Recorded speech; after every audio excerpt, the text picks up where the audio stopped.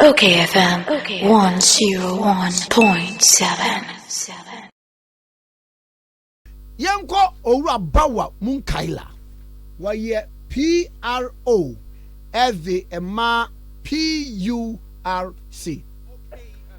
Mr. Bawa Munkaila, good morning. Hello, good morning, and good morning to your cherished listeners. Yeah, we are grateful to have you on our program, sir. Thank you for having me as well. Yeah, and we have it all in the news that electricity tariff goes up by 8.01%. And for that of the electricity, it's 11.17%. What is the story about? Thank you very much. And just like you've mentioned, that's very true. Electricity tariff is going up by 11.17, and that of water 8.01. And with the electricity, there are various parameters that are taken into consideration in coming up with the tariff of electricity. In fact, for both. But when it comes to electricity, because the sector is decoupled in different phases, we have to take into consideration all that, talking about generation, transmission, and distribution. So with the generation, when the commission is coming up with tariff, because the tariff is a build-up, and when we say build-up, you have to take the cost from the scratch through to the time it will get to your premises and my premises as consumers. So first of all, we start with the generation point. And the generation, we do the mixes, that is the generation mix. What component of the power is being generated from hydro, and what component is being generated from thermal. And when we even go deep into the thermal, there's also something that we call fuel mix.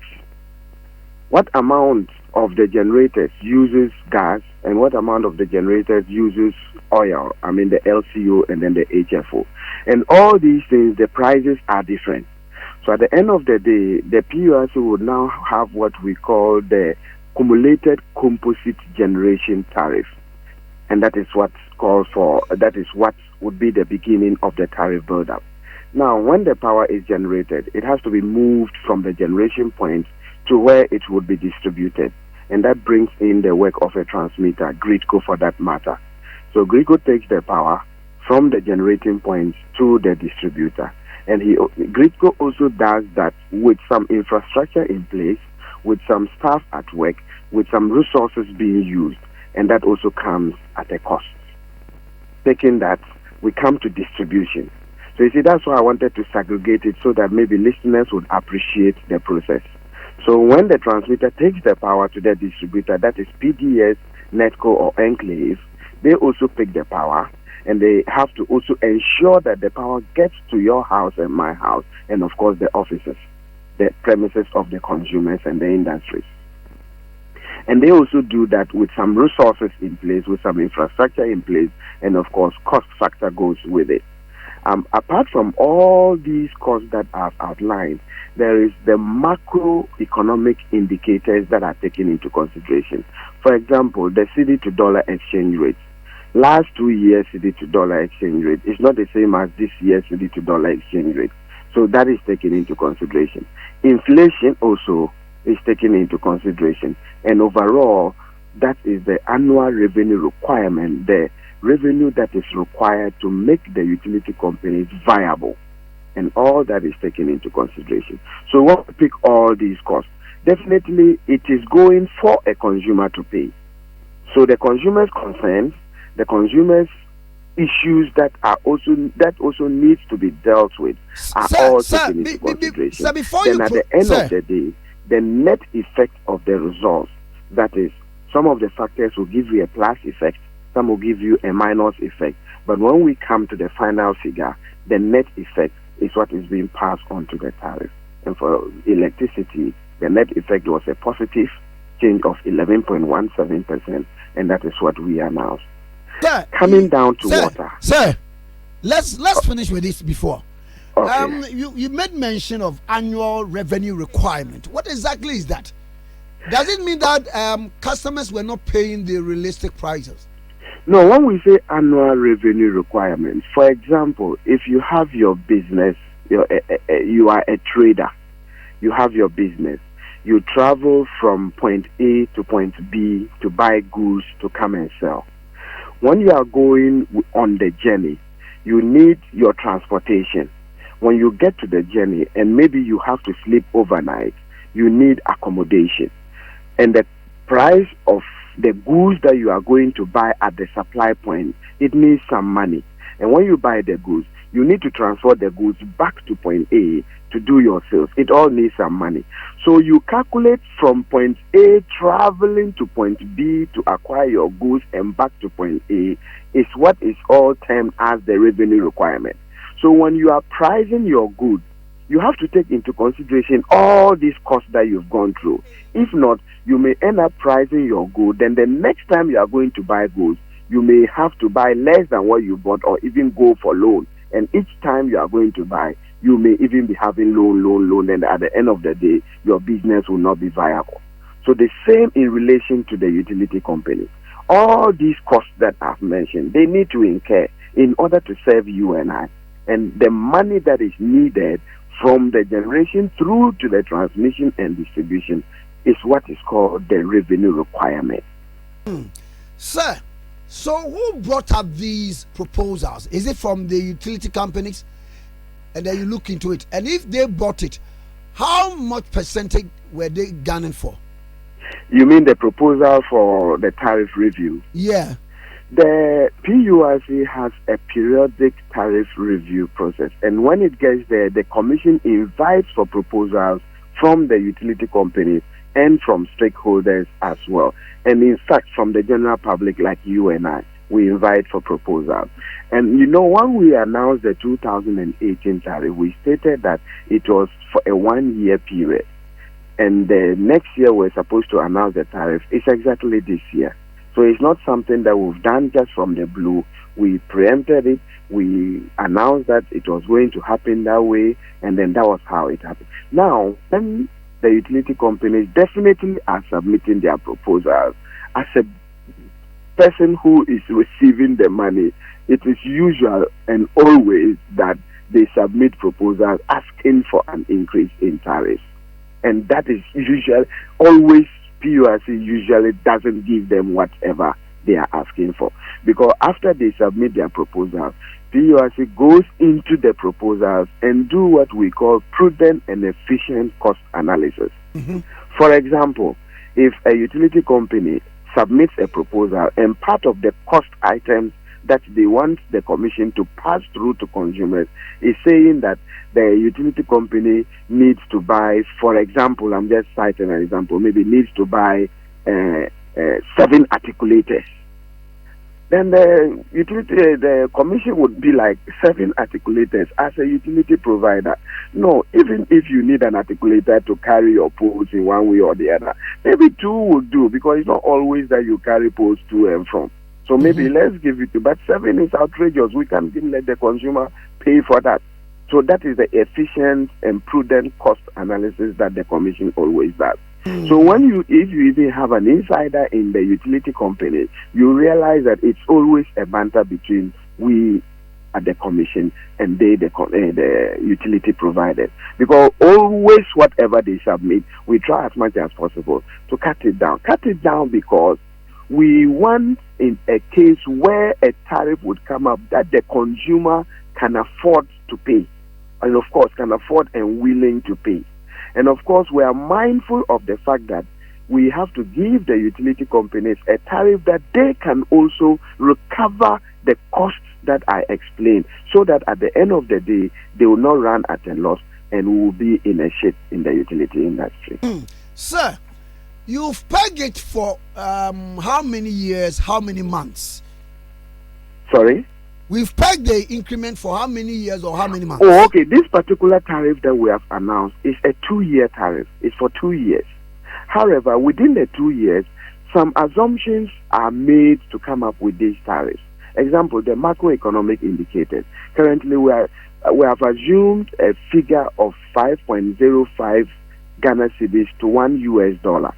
As time goes on, if these parameters changes in every 3 months, we have what we call the automatic adjustment formula, automatic adjustment indexation formula for the commission.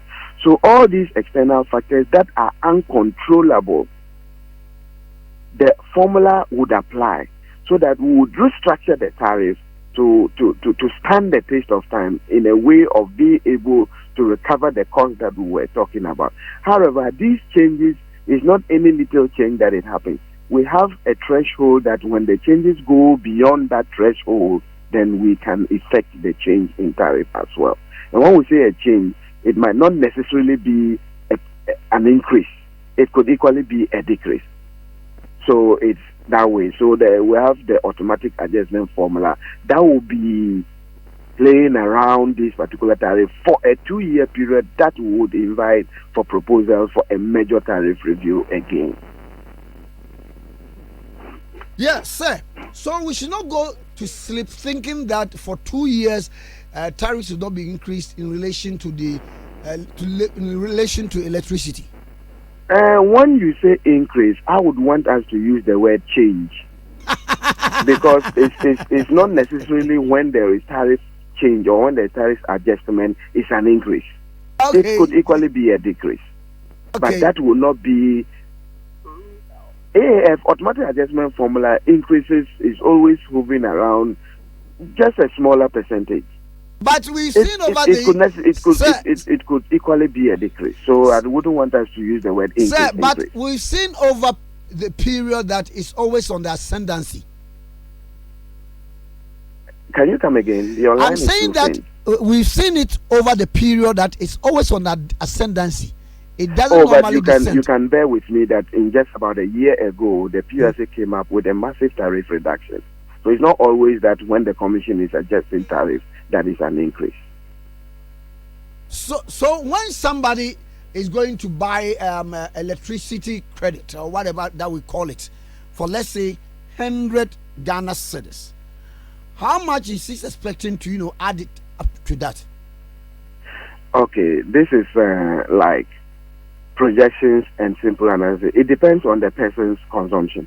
But assuming a person was using 100 Ghana cedis for 1 month, now it is required that from July 1st, 2019, the person would need about 11.17% on the 100 Ghana cedis, at least presumptuously, before you be able to get that amount of power to see him through for the 1 month that you're using the 100 Ghana cedis for. Oh, okay. Does it come? And the tariff, let me make something clear once again. The tariff that PURC announces is only on energy charges. And on your bill, it is not only energy charges that comes to you at the end of the day. There is something that we call public lighting. There's something, other levies come with it. However, it is the unit cost that PURC works with. We don't have control over the other levies. Sir, when you say energy charges, exactly what are you trying to pontificate on our bill? The energy charges, when you get your bill, you see previous reading, current reading, consumption. The consumption, they may give you maybe 23. So the 23 will be multiplied by a particular figure. So the 23 is the energy charge. So after the multiplication of that particular figure, then you now see other charges. The other charges could be public lighting levy, something levy, and all the other levies that may come with your bill. Sir, if I get you well, so somebody may end up paying more than 11%. Oh, no, not at all. It's only the energy charges that this increase is affecting. Oh, okay. However, the other levies are calculated percentage basis on the energy charge. So basically, on an average, it's 11.17%. Oh, okay. In totality, yes. Okay. Now, let's come to water. What are some of the variables you put into consideration in arriving at that percentage for water? Okay. With water, we have electricity as part of the build-up cost of water production. And that forms about 40 or more percent of the cost built up for water. So now you have an increase in electricity tariff of 11.17%. Definitely, Ghana Water, when they have to pay their water bills, just like I explained to you of the 100 Ghana cedis and all that, they also need at least a margin upward to be able to cater for whatever they were using for a month. Now, that is a factor. The cost of their chemicals to treat the water for you and I is a factor. They also have what we call a revenue requirement. They have infrastructure in place. They have workers, those that are working. They have machineries. Then those also comes at a cost. And also, they are also guided, or the tariffs of Ghana Water is also guided by the macroeconomic factors. The exchange rate, because most of their things are also always bought on hard currencies. And of course, the inflation rate, that is the rate at which prices are increasing in the country. So this is also the price build up for water. And that ended up. And you see, as I mentioned in electricity, same goes with water. When you tabulate all these parameters, all these elements that I've mentioned, some of them gives you a negative effect, some will give you a positive effect. And at the end of the day, is the net effect that goes onto the tariff. And in the case of Ghana Water, the net effect was a positive, and it was 8.01%. And that is what we announced. We appreciate your time spent with us this morning, sir. Thank you very much for having me. Thank you. Ora Bawa Munkaila, PRO, Edima PURC, Eddie Okay, FM 101.7.